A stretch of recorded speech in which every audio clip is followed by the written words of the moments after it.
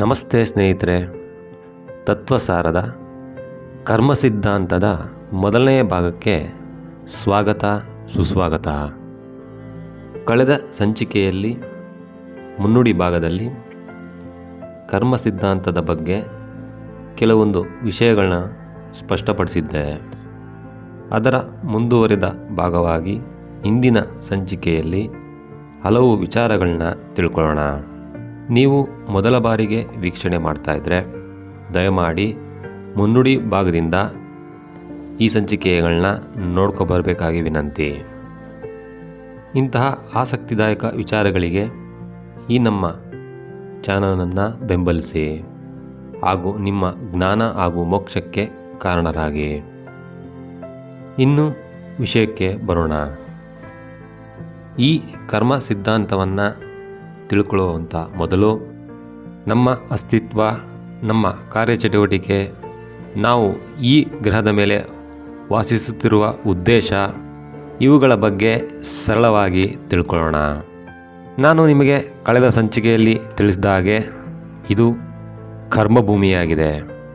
ಅರ್ಥಾತ್ ನಮ್ಮ ಸೌರ ಮಂಡಲದಲ್ಲಿರುವ ಹಲವು ಗ್ರಹಗಳಲ್ಲಿ ಈ ಭೂಗ್ರಹವು ಒಂದಾಗಿದೆ.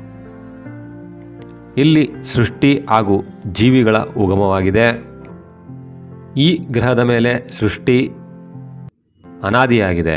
ಅರ್ಥ, ಇದು ಮೊದಲೇನಲ್ಲ, ಕೋಟ್ಯಾಂತರ ವರ್ಷಗಳಿಂದ ಕಾಲಾನುಕ್ರಮವಾಗಿ ಈ ಗ್ರಹದ ಮೇಲೆ ಜೀವಿಗಳ ಅಸ್ತಿತ್ವ ಇದೆ. ಇಂತಹ ವಾದವನ್ನು ವಿಜ್ಞಾನಿಗಳು ಅವರದೇ ಸಿದ್ಧಾಂತದ ಮೇಲೆ ಮಂಡಿಸ್ತಾರೆ. ಜ್ಞಾನಿಗಳು ಇದನ್ನು ತತ್ವರೂಪಗಳಲ್ಲಿ ವಿವರಿಸ್ತಾರೆ. ಇಂಥ ಜೀವನ ಕ್ರಮ ಈ ಗ್ರಹದ ಮೇಲೆ ಏಕಿದೆ? ಈ ಗ್ರಹದ ಹೊರತಾಗಿ ನಮ್ಮ ಸೌರಮಂಡಲದಲ್ಲಿ ಇನ್ಯಾವುದರಲ್ಲೂ ಅಸ್ತಿತ್ವ ಇಲ್ಲವಾ? ಅಥವಾ ನಮ್ಮ ಸೌರಮಂಡಲದ ಆಚೆಗೂ ಅಸ್ತಿತ್ವ ಇದೆಯೋ ಇಲ್ಲವೋ ಎಂಬ ಗೋಜಲಿನ ಪ್ರಶ್ನೆಗೆ ನಾವು ಹೋಗೋದು ಬೇಡ. ಕಾರಣ, ಅದನ್ನು ತಿಳಿಯುತ್ತಾ ಹೋದರೆ ನಮ್ಮ ವಿಷಯ ರೂಪಾಂತರವಾಗುತ್ತೆ. ಕಾರಣ, ನಮ್ಮ ಅಸ್ತಿತ್ವದ ಬಗ್ಗೆ ಹಲವು ವಿಚಾರಗಳಿದ್ದು ಅತಿ ಅವಶ್ಯಕವಾಗಿ ಅದನ್ನು ನಾವು ತಿಳಿಬೇಕಾಗಿದೆ. ಮೊದಲನೇದಾಗಿ, ನಮ್ಮ ಅಸ್ತಿತ್ವ ಇಲ್ಲಿ ಹೇಗೆ ಉಂಟಾಯಿತು, ಯಾಕೆ ಉಂಟಾಯಿತು ಅನ್ನುವ ಹಲವು ವಿಚಾರಗಳು ವಿಜ್ಞಾನದಲ್ಲೂ ಕಾಣಸಿಗುತ್ತೆ. ಹಾಗೆ ನಮ್ಮ ಪೂರ್ವಜರ ಗ್ರಂಥಗಳಾದಂತಹ ಜ್ಞಾನ ಗ್ರಂಥಗಳಾದಂತಹ ಪುರಾಣಗಳಲ್ಲೂ ಉಲ್ಲೇಖವಿದೆ. ಅದರ ಪ್ರಕಾರವಾಗಿ ಇಲ್ಲಿ ಜೀವಿಯು ಹುಟ್ಟಿದ ಕಾರಣವು ಸ್ಪಷ್ಟವಾಗಿದ್ದು ಅದು ಕರ್ಮಕ್ಕೆ ಅನುಗುಣವಾಗಿದೆ. ಅರ್ಥಾತ್ ಈ ಬ್ರಹ್ಮಾಂಡದ ಜ್ಞಾನವನ್ನು ಅರಿಯಲು ಪ್ರಸಕ್ತವಾದಂಥ ಸ್ಥಳ ಇದಾಗಿದ್ದು, ಹಾಗಾಗಿ ಇಲ್ಲಿ ಜೀವ ಉತ್ಪತ್ತಿಯಾಗಿದೆ. ಇಂಥ ಪ್ರಸಕ್ತವಾದಂಥ ಸ್ಥಳದಲ್ಲಿರುವಂತಹ ನಾವು ಈ ಬ್ರಹ್ಮಾಂಡದಲ್ಲಿ ವಿಶೇಷವಾಗಿ ಇದ್ದೀವಿ. ಈ ಒಂದು ವಿಷಯವನ್ನು ಅನಾದಿಯಾಗಿ ತಿಳಿಯಲಾಗಿತ್ತು. ಹಾಗೆ ತಿಳಿದ ಜ್ಞಾನಿಗಳು ಅದು ಮುಂದುವರೆದ ಹಾಗೂ ಮುಂದೆ ಬರುವ ಜೀವಿಗಳಿಗೂ ಅನುಕೂಲವಾಗಲೆಂದು ತಮ್ಮದೇ ಆದ ಸಿದ್ಧಾಂತ ಹಾಗೂ ತತ್ವರೂಪಗಳಲ್ಲಿ ಶೇಖರಣೆ ಮಾಡಿ ಇಟ್ಟಿದ್ದಾರೆ. ಇನ್ನು ನಿಮಗೆ ಸರಳವಾಗಿ ತಿಳಿಸಬೇಕು ಅಂದರೆ, ನಾವು ಮಾಡುವ ಕೆಲಸವನ್ನು ನಮ್ಮ ಮಕ್ಕಳಿಗೆ ಹೇಗೆ ವರ್ಗಾಯಿಸಲು ಬಯಸುತ್ತೀವೋ ಹಾಗೆ ಆ ಕೆಲಸದಲ್ಲಿ ಉತ್ತಮವನ್ನು ಹೇಗೆ ಕಂಡುಕೊಂಡು ನಮ್ಮ ಮಕ್ಕಳಿಗೂ ಹಾಗೂ ನಮ್ಮ ಮುಂದಿನ ಪೀಳಿಗೆಗೆ ತಿಳಿಸಲು ಬಯಸುತ್ತೀವೋ ಅದೇ ರೀತಿಯಾಗಿ ಮನುಕುಲದ ಉದ್ಧಾರಕ್ಕಾಗಿ ಎಲ್ಲವನ್ನು ಸಂಶೋಧಿಸಿ ಅಂತಹ ವಿಷಯಗಳನ್ನು ಈಗಾಗಲೇ ಮಾಡಿಟ್ಟು ಹೋಗಿದ್ದಾರೆ. ಇದರ ಒಟ್ಟಾರೆ ಸಾರಾಂಶವೇನೆಂದರೆ, ಮನುಷ್ಯ ಅಥವಾ ಜೀವ ಏನಿದೆ ಅದು ಆತ್ಮ ಸ್ವರೂಪವಾಗಿದ್ದು ಆ ಆತ್ಮದ ಏಳಿಗೆಯನ್ನು ಉಂಟು ಮಾಡುವುದೇ ನಮ್ಮ ಪೂರ್ವಜರ ಮುಖ್ಯ ಸಿದ್ಧಾಂತವಾಗಿತ್ತು. ಕಾರಣ, ಭೌತಿಕವಾದಂತಹ ಈ ಶರೀರದಲ್ಲಿ ಯಾವುದೇ ಸಾಧನೆ ಇಲ್ಲ. ಆ ಸಾಧನೆಗಳು ನಶ್ವರ ಅಂತ ಅನಾದಿಯಾಗಿ ನಮ್ಮ ಪೂರ್ವದಲ್ಲಿ ಜ್ಞಾನಿಗಳು ತಿಳ್ಕೊಂಡಿದ್ರು. ಆದರೆ ಈಗಿನ ವಿಜ್ಞಾನ ಭೌತಿಕವಾಗಿ ಹಲವು ಶಕ್ತಿಗಳ ಅನ್ವೇಷಣೆ ಮಾಡಿ ನಮ್ಮದೇ ಅತ್ಯುತ್ತಮ ಎಂದು ವಾದಿಸುತ್ತಿದೆ. ಆದರೆ ಇಂತಹ ಅನ್ವೇಷಣೆಗಳು ಇದೇ ಮೊದಲೇನಲ್ಲ.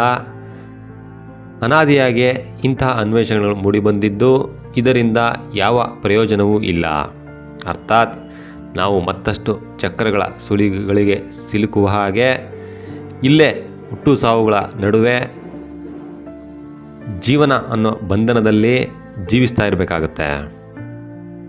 ನಮ್ಮ ಕಾಲಘಟ್ಟಕ್ಕೆ ತಕ್ಕಂತೆ ಈ ಸೃಷ್ಟಿಯು ಅದರ ಉದ್ದೇಶಗಳನ್ನು ಬದಲಿಸಿಕೊಂಡು ನಮ್ಮನ್ನು ಹೆಚ್ಚು ಭ್ರಮೆಗೆ ಒಳಪಡಿಸ್ತಾ ಇರುತ್ತೆ.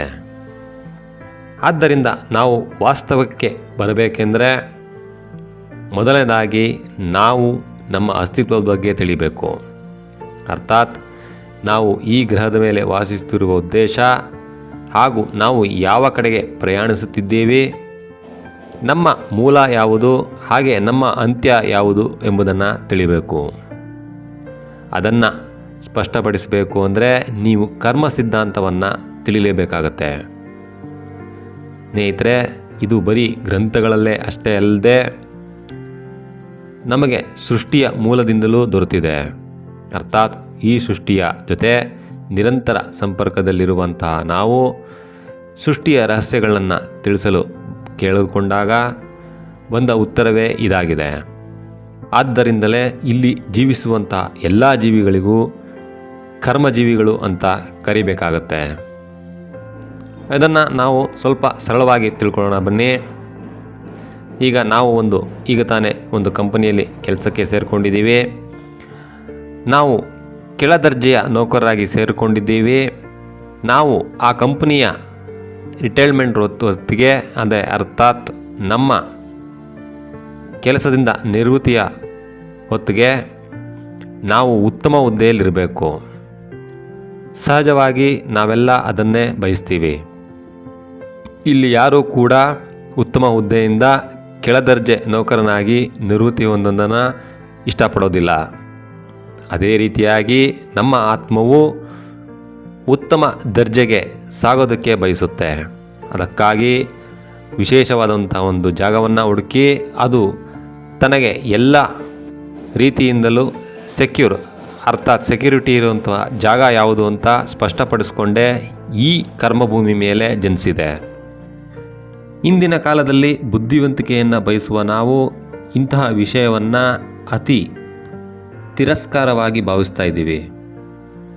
ಇದನ್ನು ಈ ಕಾಲದ ಮಹಿಮೆ ಅಂತ ಅಂದೇ ವಿಪರ್ಯಾಸ ಇನ್ನೇನೂ ಇಲ್ಲ. ಭೌತಿಕವಾಗಿ ಎಷ್ಟೇ ಬೆಳವಣಿಗೆ ಸಾಧಿಸಿದರೂ ಅದಕ್ಕೆ ಒಂದು ಅಂತ್ಯವಿದೆ. ಆದರೆ ಆಧ್ಯಾತ್ಮಿಕವಾಗಿ ಅರ್ಥಾತ್ ಅಭೌತಿಕವಾಗಿ ಸಾಧನೆ ಅತಿ ದೀರ್ಘವಾಗಿದೆ, ಅತಿ ವಿಶಾಲವಾಗಿದೆ. ಅದರ ಸಾಧನೆಯೇ ಅಂತಿಮವಾಗಿದ್ದು ಭೌತಿಕತೆಗೆ ಒಂದು ಗಡಿರೇಖೆ ಇದೆ. ಆದರೆ ಅಭೌತಿಕತೆಗೆ ಯಾವುದೇ ಗಡಿರೇಖೆ ಇಲ್ಲ. ಇದನ್ನು ಅರಿತಂಥ ನಮ್ಮ ಪೂರ್ವಜರು ಅಭೌತಿಕತೆ ಕಡೆಗೆ ಹೆಚ್ಚು ಒಲವನ್ನು ಹೊಂದಿದ್ರು.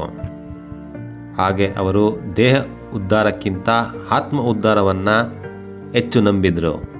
ಕಾರಣ ದೇಹಕ್ಕೆ ಹುಟ್ಟು ಸಾವು ಎಂಬ ಬಂಧನಗಳಿವೆ, ಆತ್ಮಕ್ಕೆ ಅದ್ಯಾವುದರ ಪರಿವೇ ಇರೋದಿಲ್ಲ. ಅದು ಅತ್ಯಂತ ಶಕ್ತಿಯುತವಾಗಿದ್ದು ಈ ಬ್ರಹ್ಮಾಂಡದ ಅಸ್ತಿತ್ವಕ್ಕೂ ದೀರ್ಘವಾಗಿದೆ. ಆದ್ದರಿಂದ ನಾವು ಈ ಭೌತಿಕತೆಯನ್ನು ಬಿಟ್ಟು ಅಭೌತಿಕವಾಗಿರುವಂಥ ಆತ್ಮ ಸ್ವರೂಪವಾಗಿರುವಂಥ ಆತ್ಮದ ವಿಚಾರವನ್ನು ಹೆಚ್ಚು ತಿಳಿಯಬೇಕಾಗುತ್ತದೆ. ಇದನ್ನೇ ಆಧ್ಯಾತ್ಮ ಅಂತ ಕರೆದಿದ್ದು. ನೀವು ಅದನ್ನು ತಿಳ್ಕೋಬೇಕು ಅಂದರೆ ಮೊದಲನೇದಾಗಿ ನಮಗೆ ಭೌತಿಕ ಶರೀರ ಬಂದದ್ದಾದರೂ ಹೇಗೆ ಅನ್ನೋದನ್ನು ತಿಳಿಬೇಕಾಗತ್ತೆ.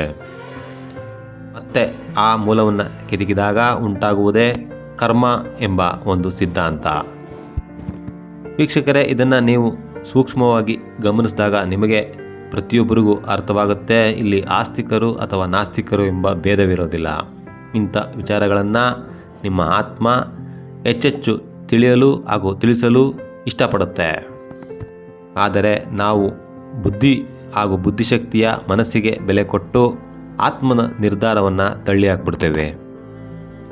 ಆದ್ದರಿಂದ ಇಂದಿನ ಸಂಚಿಕೆಯಲ್ಲಿ ನಾನು ಏನನ್ನು ತಿಳಿಸ್ತಾ ಇದ್ದೀನಿ ಅಂದರೆ ಈ ಕರ್ಮ ಸಿದ್ಧಾಂತವನ್ನು ನಾವು ಏಕೆ ತಿಳ್ಕೋಬೇಕು ಅನ್ನೋ ಬಲವಾದಂತಹ ಉದ್ದೇಶವನ್ನು ತಿಳಿಸಿದ್ದೀನಿ. ಇದರಲ್ಲಿ ನಿಮಗೆ ಅರ್ಥವಾಗದಂತಹ ವಿಷಯ ಏನಾದರೂ ಇದ್ದರೆ ನಮ್ಮ ಕಮೆಂಟ್ ಬಾಕ್ಸ್ನಲ್ಲಿ ತಿಳಿಸಿ. ಮುಂದಿನ ಹಲವು ರೋಚಕ ವಿಷಯಗಳಿಗೆ ನಿಮಗೆ ಕರ್ಕೊಂಡು ಹೋಗ್ತೀನಿ. ಹಾಗೆ ಈ ನಿಮ್ಮಿಂದಲೇ ಎಲ್ಲ ರೀತಿಯ ಪ್ರಶ್ನೆಗಳಿಗೂ ಉತ್ತರ ದೊರಕಿಸಿಕೊಡುವಲ್ಲಿ ಯಶಸ್ವಿಯಾಗಿ ನಾನು ನಿಮ್ಮನ್ನು ತಯಾರು ಮಾಡ್ತೀನಿ. ಇದು ಶತಸಿದ್ಧ. ಆದ್ದರಿಂದ ಈ ನಮ್ಮ ಚಾನಲನ್ನು ಹಾಗೂ ಈ ಕರ್ಮ ಸಿದ್ಧಾಂತವನ್ನು ನಿರಂತರವಾಗಿ ವೀಕ್ಷಿಸ್ತಾ ಬನ್ನಿ. ಖಂಡಿತವಾಗಿ ಇದು ನಿಮಗೆ ಉತ್ತರ ದೊರೆಯುತ್ತೆ. ಈ ಕರ್ಮ ಸಿದ್ಧಾಂತದ ಅಂತ್ಯದೊಳಗೆ ನೀವು ಕೂಡ ಉತ್ತಮವಾದಂತಹ ಜ್ಞಾನವನ್ನು ಹೊಂದಿರುವಂತಹ ಭೌತಿಕವಾಗಿ ಮತ್ತು ಅಭೌತಿಕವಾಗಿ ಸರ್ವಸ್ವವನ್ನು ತಿಳಿದುಕೊಂಡು ಆತ್ಮಜ್ಞಾನಿಗಳಾಗಿರ್ತೀರಿ ಅಂತ ಹೇಳ್ತಾ ಮುಂದಿನ ಎಪಿಸೋಡ್ನಲ್ಲಿ ಸಿಗೋಣ ಅಂತ ಹೇಳ್ತಾ ಇಲ್ಲಿಗೆ ಮುಗಿಸ್ತಾ ಇದ್ದೀನಿ. ಧನ್ಯವಾದಗಳು.